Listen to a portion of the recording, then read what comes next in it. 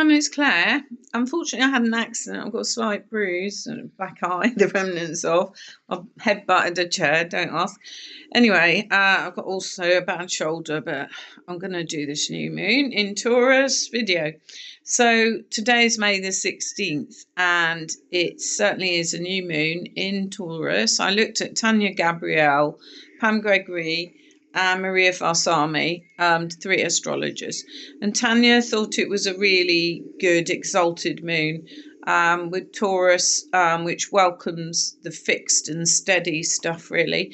And Taurus enhances pleasure, gifts, and it's reliable and sensual.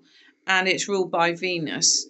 And it's 25 degrees, the moon of Taurus, and it's ruled as well, she thinks, by Egyptian bound, and the Egyptian bound is Saturn for this new moon, and Venus is at 27 degrees Gemini and Saturn bound.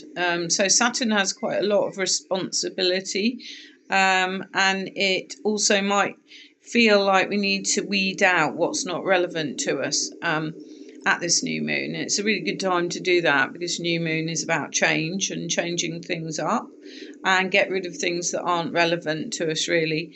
And Venus rules Taurus, which the new moon's in, which is divine feminine. And the sun and the moon are conjunct, very close together at 25 degrees at a new moon. And you've got as well conjunct Mercury, 28 degrees. So media, clarification, and so on are important. And she also mentioned Uranus stimulating us over the next 7 years. And it's moved into, I think, Gemini. I'll see reference to it in a minute. But it's quite practical where it matters, really. So stay strong with so many changes as well. She talked about like Venus bringing in joy, pleasure, love and light, and that she had quite a lot to say about the dark forces which have tried to start wars,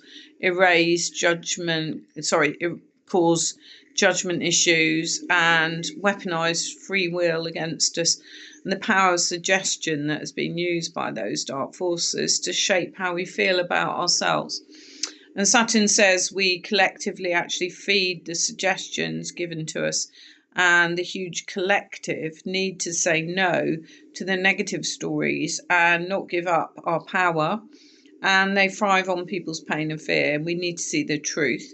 There's false history, religions fighting each other, falsified science, etc. And she thinks the dark forces can foresee the shift going on. And, you know, that we need to really look at love, and any fear or off feelings is a sign that we need to trust rather in love and the divine. So it's quite hard in the UK at the moment because the government is shifting around. Keir Starmer, the Prime Minister, is basically possibly going to have to, stand aside, and there's going to be a battle probably to lead the Labour Party, which is in charge. But it's not good for the electorate. Everyone's like a bit panic feeling because we've had so many prime ministers in the last 10 years. Anyway, it's all about kind of staying positive and staying looking at the inner of us really rather than the outer, and all the gossip and all the stuff flying around. We have to stay still and centered.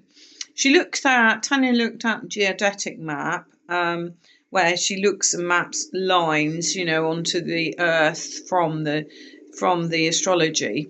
And the gold sun, moon, Mercury stellium was mentioned. The North America has a sun moon line there, Alaska as well, Mercury, Uranus impacting Canada. British Columbia was mentioned.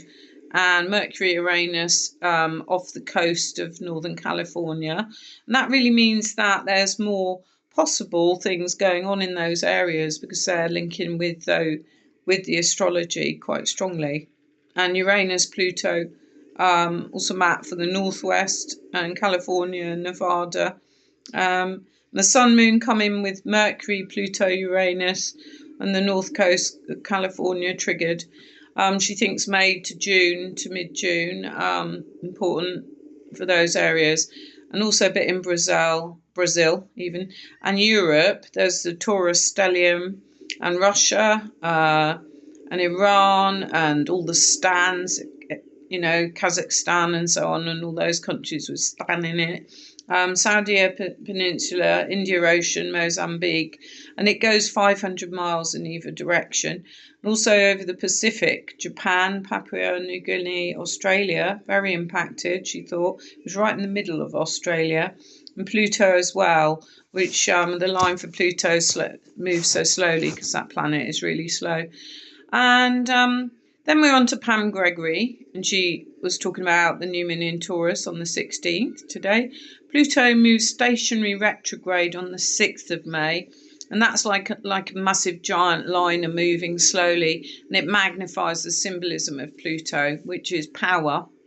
And that's important until around the 16th of October, and control as well. So really for 5 months, there's this probably a sense of introspection, thinking of power, nature of power, and our own inner sense of power and our inner sense of sovereignty. Secrets might be exposed with Pluto and revealing secrets. Uranus in Gemini showing up financial, sexual, cults and things like that, and secret societies coming to the fore, really. And Pluto shows shadows like capitalism and banking, control by technology, AI, science, atmosphere. Pluto in Aquarius till January 2034.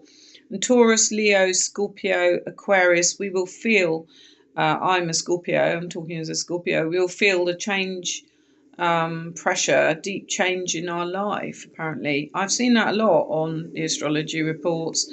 So expect some changes May, June onwards. Also Earth changes, seismic ones as well, she's reporting. Uranus in Gemini on the 26th of April, vigor, discontinuous, energy, lightning flow, erratic, surges of voltage sort of thing. Because Uranus is a bit like Bolt from the Blue kind of thing, and it can have some huge, like, ruptions with things, really. But she suggested all your normal things. I think I often mention like breath work, meditation, being calm, being in nature, and so on. And none of the outer planets are in water or earth, and they're mainly in air and fire, which are faster signs. So that shows you that things are changing quicker. So be in nature, have a digital detox, tune out of all that information and so much AI. And Uranus can really disrupt, as I said, and things like communications, payment information, the old power grids may struggle, things like transport, aviation. There'll be more psychic sensitivity and downloads. I can definitely see more energy moving around me and stuff. Used to be just out of the corner of my eye, and now I'll look and I can catch the tail end of it, if that makes sense. It's movement of energy. But if you see that, it is part of what's going on, and like the veil is becoming thinner between worlds. And it may lead us back to free energies you talked about, and telepathy opens up more for people.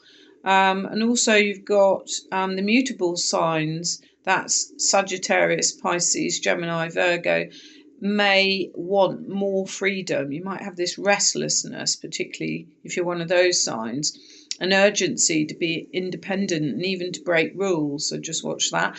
Uranus transit, be in the moment, be intuitive and be quick, because it's kind of, if you get this download or this suggestion, like, do act on it if you think it's a good thing, because Uranus just comes in and it sort of will stimulate very quickly.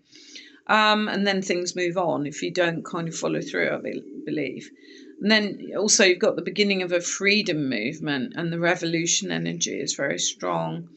She talked about 2025 to 2035.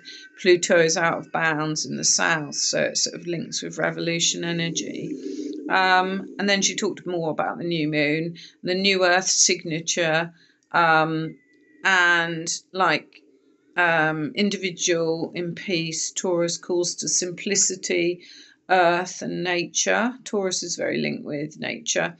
And a phrase for it is I possess. So there might be some attachment issues, but think of our values rather than possessions. And possessions will probably begin, she thinks, to matter less. Things like ideas and experiences and innovations will matter more to people. She talked about that Uranus electrical feeling and crystalline energy linked with it.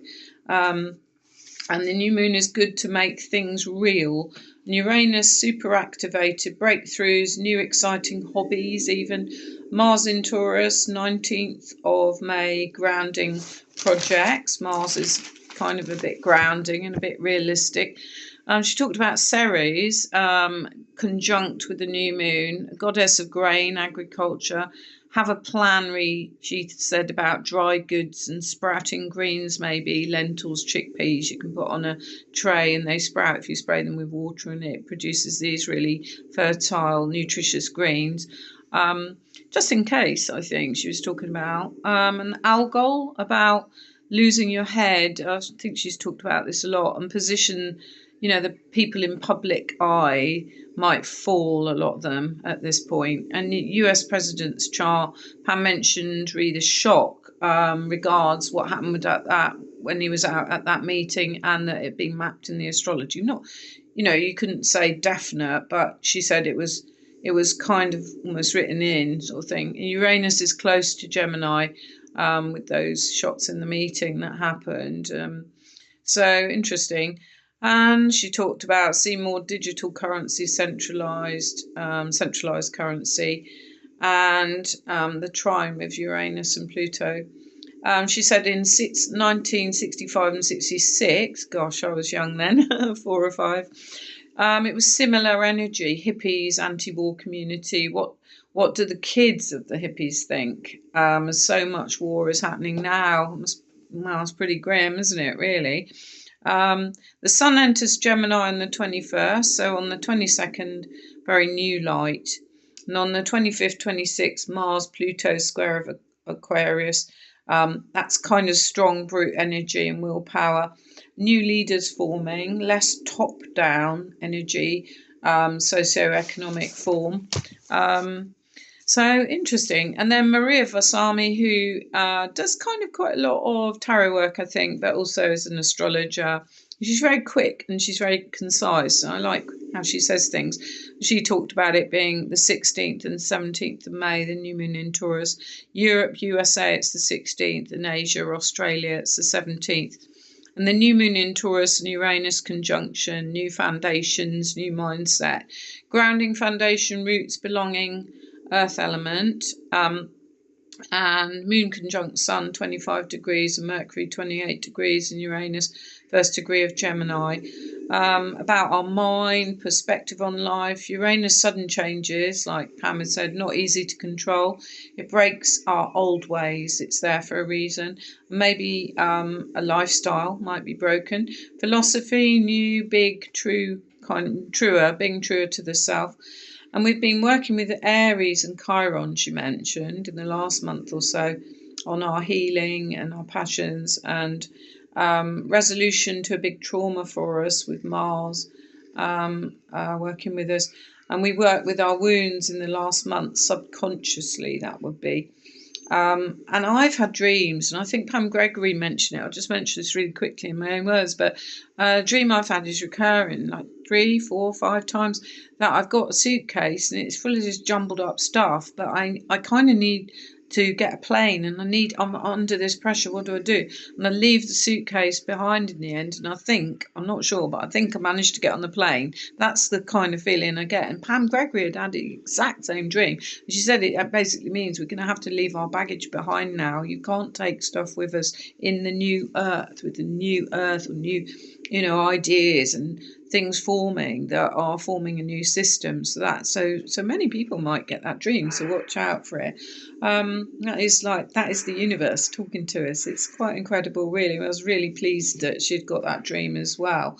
And Neptune, Saturn, new program to create new choices. Most aspects she thinks of the new moon are positive, and there's a flow with it, which is good. And Uranus, long cycle, 84 years. So the new cycle in Gemini is here now at the same time as this new moon. So a time of liberation and a really important new moon. So happy new moon in Taurus. Take care. Bye.